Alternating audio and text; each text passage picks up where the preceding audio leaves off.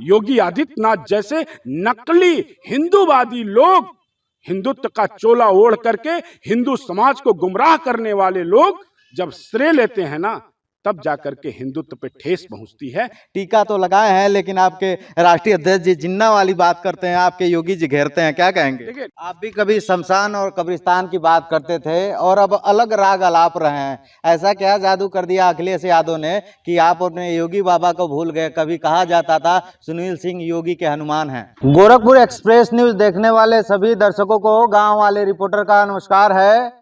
और उत्तर प्रदेश के पूर्व मुख्यमंत्री अखिलेश यादव के पूर्वांचल में विजय रथ यात्रा के वजह से कहीं न कहीं चुनावी टेम्परेचर, भोजपुरी भाषा में कहें तो चुनावी गर्मी, चुनावी बयार बढ़ गया है। हमारे साथ खास बातचीत करने के लिए मौजूद हैं सुनील सिंह जी, सपा के वरिष्ठ नेता हैं। इसके पहले भी इनकी कुछ कहानी है, वो सब आप सब जानते होंगे, हमारे चैनल से देखे होंगे। फिलहाल हम 2022 मिशन की बात करते हैं, ताकि कुशीनगर और गोरखपुर में अखिलेश यादव का दौरा रहा है और कहीं न कहीं सत्ता पक्ष के साथ साथ और भी विपक्ष की जो पार्टियां हैं अब जग गई हैं और अब चुनावी हलचल तेज हो गया है। सुनील सिंह जी, बहुत बहुत स्वागत है। बहुत धन्यवाद। कैसा लगा कुशीनगर में आके, ताकि आप गोरखपुर में रहते हैं और गोरखपुर के बाबा का जो है बड़ा प्रबल रूप से विरोध करते हैं, तो क्या लगा कुशीनगर में? आपके मुखिया आए थे, आपके राष्ट्रीय अध्यक्ष जी आए थे, क्या लग रहा है? नब्ज टटोलने जो आए थे पूर्वांचल के लोगों का, क्या देखा आपने?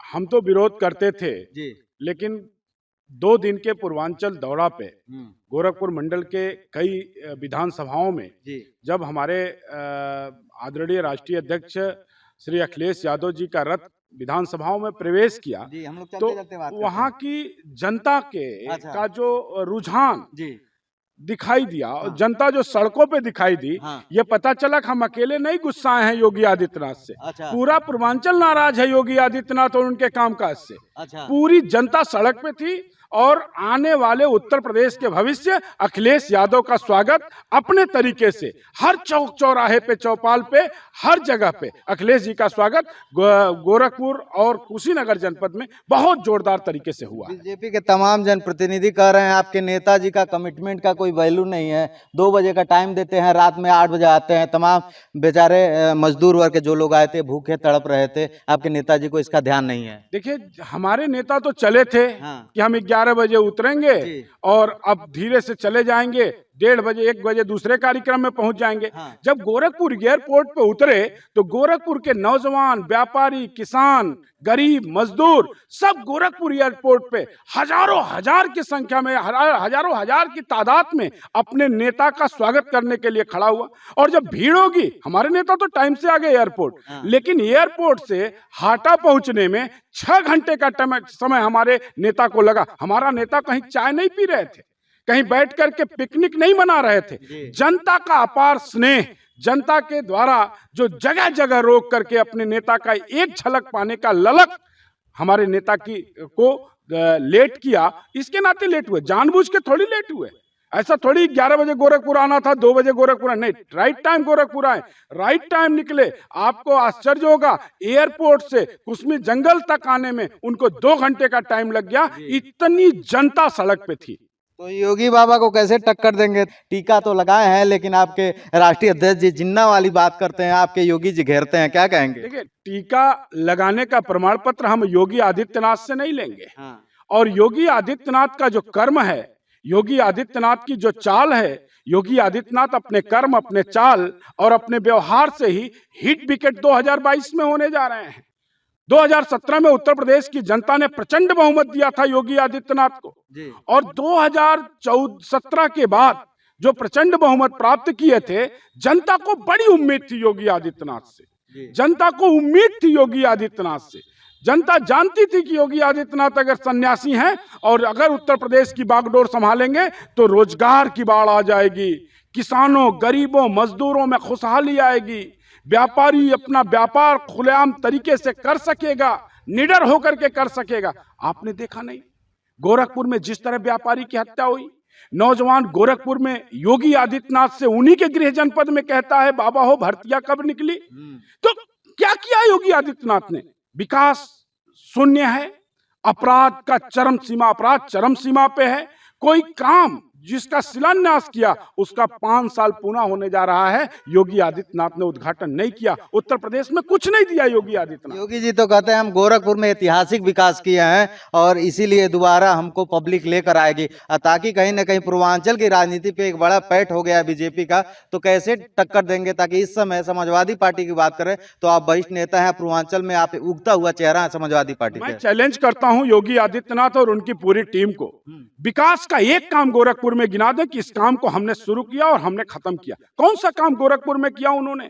कौन सा काम किया? उम्मीद थी गोरखपुर के छात्रों नौजवानों को कि योगी आदित्यनाथ उत्तर प्रदेश के मुख्यमंत्री हैं और भारतीय जनता पार्टी की सरकार केंद्र में है और उत्तर गोरखपुर पूर्वांचल ही नहीं बल्कि पूर्वांचल और बिहार और नेपाल का एकमात्र बड़ा विश्वविद्यालय जिसको पूर्वांचल का ऑक्सफोर्ड कहा जाता है, वह केंद्रीय विश्वविद्यालय का दर्जा प्राप्त कर लेगा। लेकिन क्या मिला? क्या गोरखपुर में अगर किसी ने विश्वविद्यालय बनाया यहाँ के नौजवानों को, यहाँ के छात्रों के भविष्य का चिंता करके, तो हमारे राष्ट्रीय अध्यक्ष आदरणीय श्री अखिलेश यादव ने गोरखपुर में टेक्निकल यूनिवर्सिटी दिया। योगी आदित्यनाथ ने क्या दिया? कितना सीट आएगी इस बार समाजवादी पार्टी की, क्या लग रहा है? अध्यक्ष ने कहा 400 पार। 400 हम उसी का लक्ष्य मान के चल। क्या कल की भीड़, आज की भीड़ आपको संदेश नहीं देती है? आज की भीड़ और कल की भीड़ हमें यह संदेश देती है कि हमारे नेता, अभी तुरंत एक सभा समाप्त हुई है, क्या उसमें 1 लाख से कम लोग थे क्या उस सभा में? अभी तक जाम लगा हुआ है। हमारे राष्ट्रीय अध्यक्ष जी हो सकता है लखनऊ और दिल्ली पहुंच जाएं, तब तक ये जाम चलता रहेगा। ये जाम नहीं है, ये आदित्यनाथ जी के इस अहंकारी सरकार के सत्ता के ताबूक की आखिरी कील है। समाजवादी पार्टी तो बात कर रही है 400 सीट की और भाजपा भी कह रही है, तो ये कैसे संभव हो सकता है? ताकि बीजेपी कर रही है हम ग्राउंड लेवल पे काम कर रहे हैं और आपकी पार्टी के लोग जो है अब एक्टिव हुए हैं, बीजेपी के लोग कर रहे हैं हम 5 साल से एक्टिव हैं, शुरुआत से काम कर रहे हैं, राशन दे रहे हैं, तमाम चीजें कोविड काम में बड़ी बड़ी बातें कर रहे हैं, तो उस पर क्या सोचते हैं आप? दिल्ली में भी तो काम कर रहे थे, वेस्ट बंगाल में भी तो काम कर रहे थे, बिहार, राजस्थान, मध्य प्रदेश में भी तो काम कर रहे थे, महाराष्ट्र में भी तो काम कर रहे थे। ये क्या काम करते हैं? जुमला इनसे छीन लिया जाए, भारत पाकिस्तान शमशान और कब्रिस्तान छीन लिया जाए, हिंदू और मुसलमान की बात करने पर प्रतिबंध लगा दिया जाए, तो भारतीय जनता पार्टी के पास कुछ नहीं है।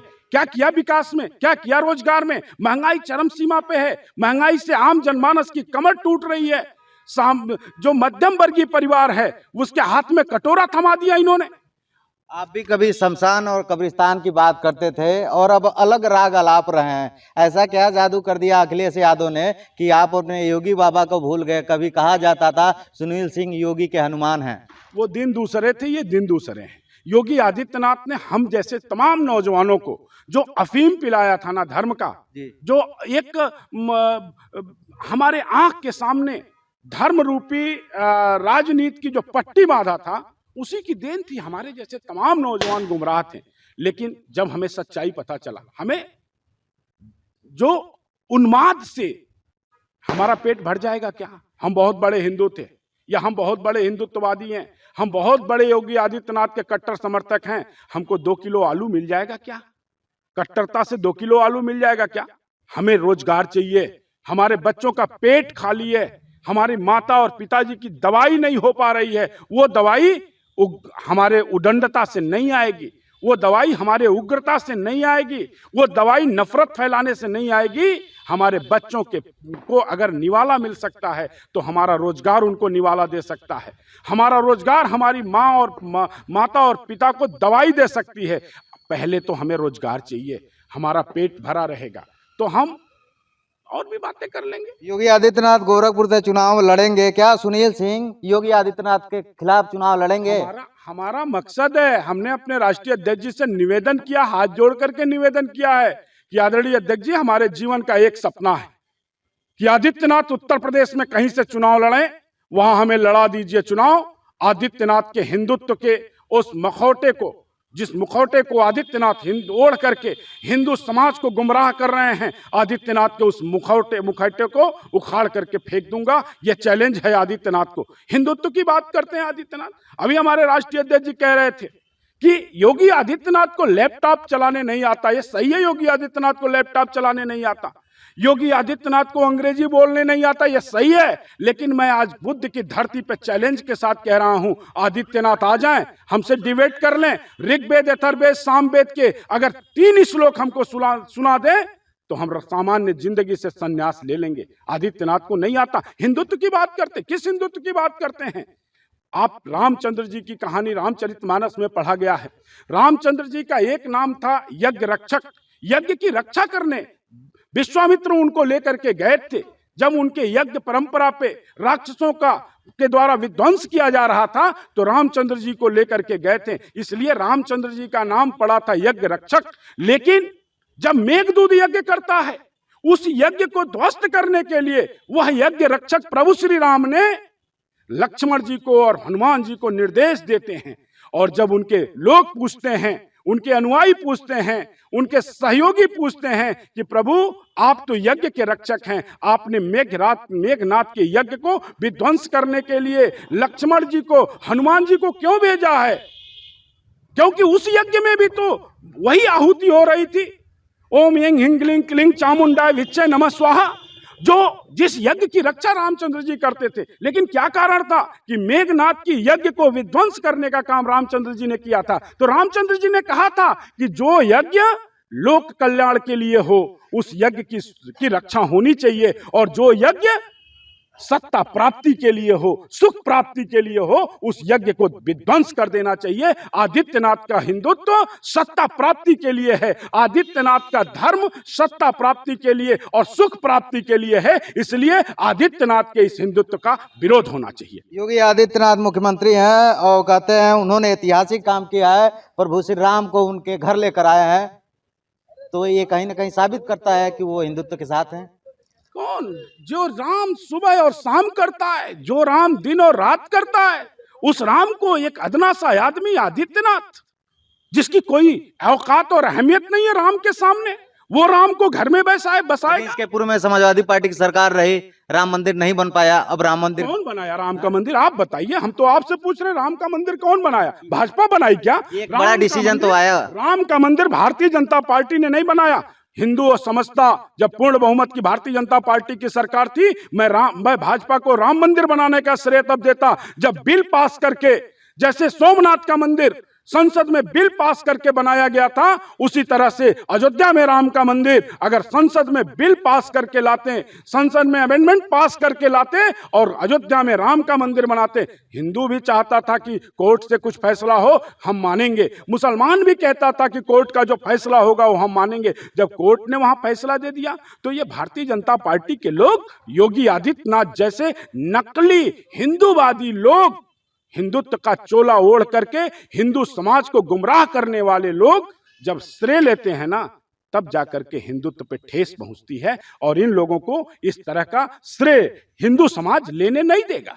योगी आदित्यनाथ कहते हैं हम हमेशा ऐतिहासिक काम किए हिंदुओं के लिए। सफाई में जब उत्तर प्रदेश के मुखिया हुआ करते थे अखिलेश यादव, तो सफाई में जो है लौंडिया नाच होता था, अब अयोध्या में जो है दीपोत्सव हो रहा है, तो इस पर क्या सोचते हैं आप? आदित्यनाथ को इतिहास नहीं पता है। हम तो जानते थे, हमारे नेताजी कहते हैं कि वो धुएं वाली सरकार है, लेकिन आदित्यनाथ के इस बयान से स्पष्ट होता है कि वास्तव में धुएं वाली सरकार है। ये दीपावली आदित्यनाथ की सरकार से मनाई जा रही, 2017 से दीपावली मनाई जा रही क्या? जब प्रभु श्री राम लंका पर विजय प्राप्त करके अयोध्या में आए थे, तब से दीपावली मनाई जा रही है। ये आदित्यनाथ ने इस परंपरा को शुरू नहीं किया। हाँ, आदित्यनाथ ने उसकी मार्केटिंग जरूर किया है। ये मार्केटिंग वाली मार्केटिंग का फायदा तो 2022 में मिलेगा बीजेपी को। वो तो जनता देगी, वो तो जनता देगी फायदा मार्केटिंग का, वो तो बताएगी जनता। जनता तो इंतजार कर रही है, जनता को खाद चाहिए, जनता को सस्ता डीजल चाहिए। जनता कौन? आपने नोटबंदी करके जनता के ऊपर कर्ज का बोझ लाद दिया, आपने जीएसटी लागू करा करके हिंदुस्तान के व्यापार को तहस नहस कर दिया। उसके पीछे जनता जिम्मेदार है क्या? जनता तो जवाब देने के लिए बैठी हुई है, 2022 का इंतजार कर रही है। और 2022 आएगा ना, जो बुलडोजर लेकर के आदित्यनाथ घूम रहे हैं ना, जनता तो निरीह जनता होती है ना, कमजोर जनता होती है ना, वो अपने दिमाग में बुलडोजर बैठा ली है और जब ईवीएम उसके सामने आएगा ना, तो भारतीय जनता पार्टी के गुरूर और घमंड पे यही जनता, यही किसान, यही नौजवान, यही बेरोजगार भारतीय जनता पार्टी के गुरूर पे और आदित्यनाथ के अहंकार पे बुलडोजर चला करके भारतीय जनता पार्टी का काम तमाम करने जा रहे हैं। अगर आप योगी आदित्यनाथ के सामने सपा से कैंडिडेट आते हैं तो कैसे टक्कर देंगे? एक मुख्यमंत्री को, वर्तमान मुख्यमंत्री को कैसे टक्कर देंगे? आदित्यनाथ की सच्चाई जनता को बताऊंगा, आदित्यनाथ के मुखौटे को जनता के सामने बेनकाब करूंगा और पहली बार होगा कि उत्तर प्रदेश का वर्तमान मुख्यमंत्री हारेगा, आदित्यनाथ हारेगा। एक बेरोजगार नौजवान किसान का बेटा, किसान नौजवान बेरोजगार और व्यापारियों के सहयोग से, सभी युवाओं छात्रों के सहयोग से एक बार फिर उत्तर प्रदेश की राजनीति में आमूल चूल परिवर्तन आएगा और आदित्यनाथ का अहंकार, आदित्यनाथ का झूठ, आदित्यनाथ का फरेब और आदित्यनाथ का जुमला हारेगा और किसान, मजदूर, गरीब जीतेगा। कमर कस लिया आपने पूरा 100%। 100%। तो सुनील जी, आपको धन्यवाद, आपने हमें समय दिया। हिंदी फिल्मों में एक गाना है, आ देखे जरा किसमें कितना है दम। चुनाव आएगा, वोटिंग होगा, रिजल्ट आएगा, उसके बाद सारी बातें सामने आएंगी। आप सब गोरखपुर एक्सप्रेस न्यूज़ देखते रहिए गांव वाले रिपोर्टर के साथ। नमस्कार।